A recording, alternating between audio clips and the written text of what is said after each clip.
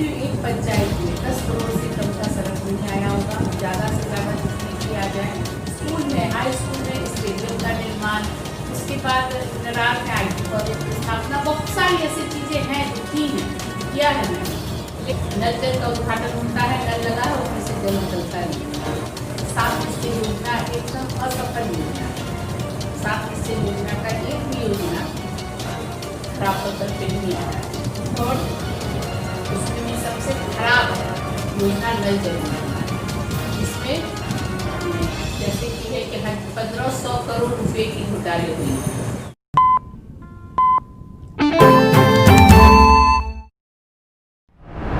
नमस्कार, मैं तौहीद अली और मेरे साथ बात करने के लिए मौजूद हैं भावना झा जी। मैं आपको बता दूं, श्रीमती भावना झा बेनीपट्टी विधानसभा से विधायिका हैं और इस बार भी महागठबंधन ने भावना झा जी पर भरोसा जताया है और भावना झा जी फिर से बेनीपट्टी से महागठबंधन की उम्मीदवार घोषित की गई है। मैम, स्वागत है आपका हमारे चैनल पर। और जो सबसे पहला सवाल है हमारा वो ये है कि जिस तरीके से तेजस्वी यादव बिहार से बेरोजगारी हटाओ का नारा बुलंदी से ले रहे हैं और ये कहना है कि अगर महागठबंधन की सरकार चुनकर आती है तो पहले ही कैबिनेट में 10 लाख लोगों को रोजगार दे दिया जाएगा। इसके लिए आखिर क्या रोड मैप है, किस तरीके से यह ज़मीनी स्तर पर सक्सेस हो पाएगा या फिर केवल यह एक चुनावी जुमला बनकर रह जाएगा? देखिए, तेजस्वी जी ने अगर कुछ कहा है तो कुछ सोच समझ के ही कहा होगा। ऐसा जरूर उनके मेरी तो इस पे मुद्दे पे बात नहीं हुई है और जरूर उन्होंने कोई विजन तैयार किया होगा तभी, क्योंकि समय बीतते देर नहीं लगता है। तेजस्वी जी मुख्यमंत्री बन के अगर आते हैं, महागठबंधन की सरकार है तो, और उन्होंने अगर ऐसा कहा हुई है कि फर्स्ट कैबिनेट में, तो जरूर कुछ उन्होंने इसके लिए ढांचा तैयार किया होगा तभी वो।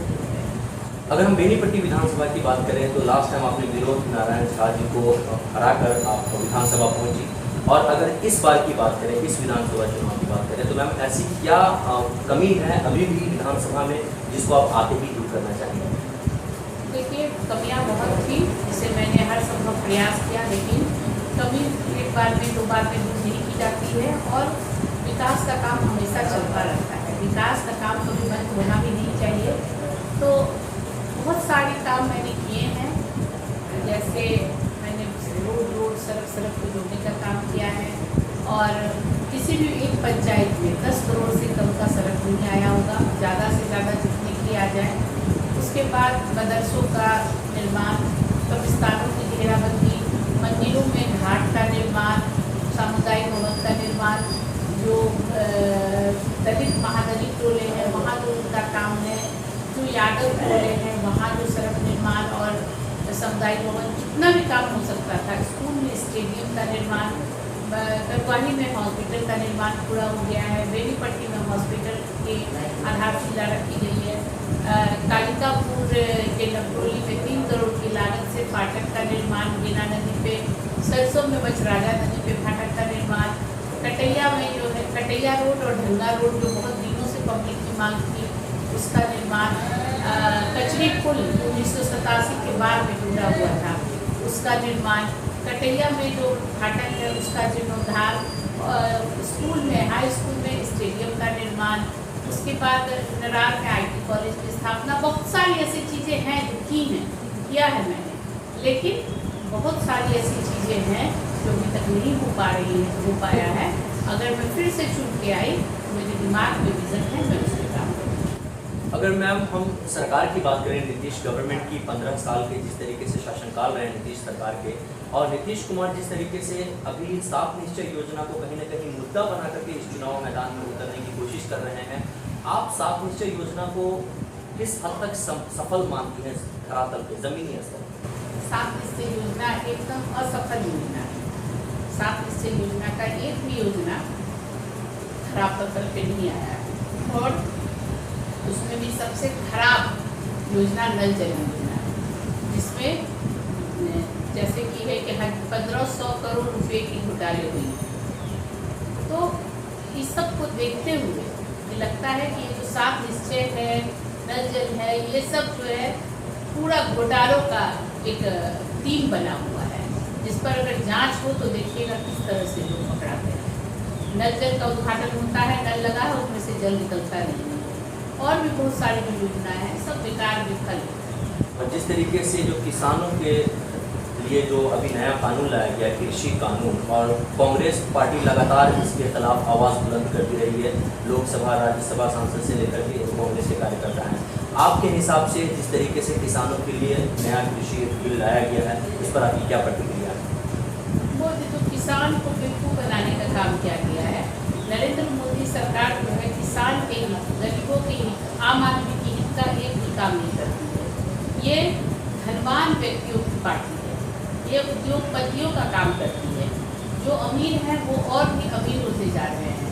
आप देख लीजिए ना, ये लोग कहते हैं कि कांग्रेस ने 70 सालों में क्या किया। जो चीज़ ये लोग बेच रहे हैं, चाहे रेलवे हो, हवाई अड्डा हो, LIC हो, चाहे जो कुछ भी ये लोग बेच रहे हैं वो सब कांग्रेस का किया हुआ है। इनको सिर्फ धर्म के नाम पे लोगों को बेवकूफ़ बनाना आता है, क्योंकि इन सब जगहों से जहाँ भी नौकरियाँ गई हैं, ये लोग 2 करोड़ नौकरी हर साल देने का वादा कर रहे थे, वो तो नहीं हुआ। हर जहाँ से नौकरियाँ गई हैं किसको ज़्यादा नुकसान हुआ है? जो बहुसंख्यक हैं, हिंदू हैं, उन्हीं को ज़्यादा नुकसान हुआ है। तो ये धर्म के नाम पे हम लोगों को बांट के अपनी रोटी से। एक अहम सवाल मैम, जिस क्षेत्र से आप विधानसभा है वो बाढ़ग्रस्त एरिया है, हर साल वहाँ पे बाढ़ आता है और लाखों की तबाही करके चला जाता है, और बाढ़ के नाम पर सरकार आपदा कोष से पैसे दे करके लोगों को कहीं ना कहीं सेटिस्फाई करने की कोशिश करती है। लेकिन आपको ऐसा नहीं लगता मैम कि जिस तरीके से बाढ़ आता है लोग बर्बाद होते हैं, बाढ़ को मुद्दा बनाना ज़रूरी है किसी भी विधायक के लिए? ज़रूर। मैं 2015 के नवंबर में जो छूट के आई हूँ, 2020 तक 3 बार बाढ़ आ चुका है।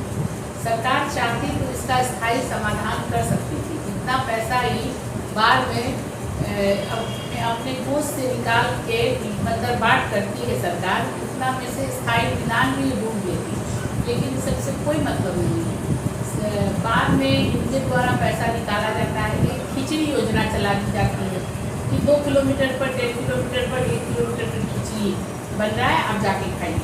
कोई सूखा सामान आपके लिए उपलब्ध नहीं। तो बताइए कितने इतने पानी में तो खिचड़ी खाने जाइए अपनी जान हथेली पे लेके। तो बाढ़ के लिए मैंने बार बार आवाज़ उठाया है कि बाढ़ से स्थायी समाधान खोजे, मिथिलांचल को बचाएं, लेकिन इस पर लोगों का कुछ नहीं है। फिर बांध टूटता है, बांध बनाने के नाम पे करोड़ों रुपये की उगाही होती है, रोड टूटता है, रोड को बनाने के नाम पे होती है। तो इस सब पे कोई ये, लेकिन मैम आपके हिसाब से क्या ऐसा प्रयास कर सकती है गवर्नमेंट जिससे बाढ़ को रोका जा सके? जरूर, अगर इसके लिए एक टीम बनाई जाए, और क्यों नहीं, बड़ा से बड़ा लोग काम कर लेता है। और बाढ़ से हमेशा के लिए स्थायी निदान के लिए और बाढ़ों को दुरुस्त करने के लिए एक टीम अगर बनाए और उस पर काम करे, साल नहीं 2 साल में हम लोग उस पर काम जरूर कर लेंगे। लेकिन इसके लिए अपना एक मत होना चाहिए और अंदर की भावना अच्छी होनी चाहिए। और एक अहम सवाल मैम, युवाओं को लेकर जिस तरीके से पिछले 30 वर्षों में मिथिलांचल के साथ खासतौर पे मिथिलांचल में जो फैक्ट्रियाँ थी, उद्योग थे, उसको बंद किया गया। आप नीतीश सरकार और लालू सरकार के राज में भी काफ़ी सारी फैक्ट्रियाँ बंद हुई थी। आपके कांग्रेस के पास या आपके पास क्या ऐसे रोड मैप हैं जिससे आने वाले टाइम में फैक्ट्रियाँ को चालू करके युवाओं को रोजगार दिया जा सके? जरूर होना चाहिए। कांग्रेस ही ये सबकी स्थापना की थी, और आज चीनी मिल बंद है, खादी उद्योग बंद है, पेपर मिल सब कितने बंद हैं। तो जो चीज़ कांग्रेस ने स्थापना किया था, तो उस चीज़ को फिर से कांग्रेस उद्योग की स्थापना करने के पीछे नहीं रहेगी अगर कांग्रेस की सरकार है। एक लास्ट सवाल मैम, आप बदलता हमारे न्यूज़ चैनल के माध्यम से आप अपने बेनीपट्टी विधानसभा की जनता को क्या मैसेज देना चाहेंगे? आपके माध्यम से मैं लोगों तक अपनी बात पहुंचाना चाहूँगी कि मैंने एक विधायक की तरह नहीं, एक बेटी की तरह आपका अपना फ़र्ज निभाया है। आपका सुख दुख में कोरोना हो या बाढ़ हो, या फिर आपके साथ अगलगी की घटना हो, या कोई भी ऐसी छोटी मोटी बातों में हमेशा कर रही हूँ। विकास के कार्यों में हमेशा मैंने बिना ये देखते हुए कि कहाँ मुझे वोट मिला है, कहाँ मुझे नहीं मिला है, मैंने सब धर्म और सब संप्रदायों के बीच जाने का काम किया है। तो अब काम के बदले मुझे मेहनत मजदूरी मांगने का समय है। आप मुझे मेरी मजदूरी दे। मजदूर भी दिन भर काम करते हैं तो शाम को अपनी मजदूरी लेके घर जाते हैं। मैंने 5 साल आपके साथ अपना वक्त बिताया है, तो आप मुझे मजबूरी है और सही समझते हैं, मुझे पुनः अपने बीच में अपनी बेटी को फिर से विधायक बना के मौका दे काम करें। तो ये है भावना झा जी बेनीपट्टी विधानसभा से महागठबंधन कांग्रेस की तरफ से विधायक प्रत्याशी। फिलहाल के लिए बस इतना ही। तमाम अपडेटेड खबरों के लिए देखते रहें बदलता हिंदुस्तान।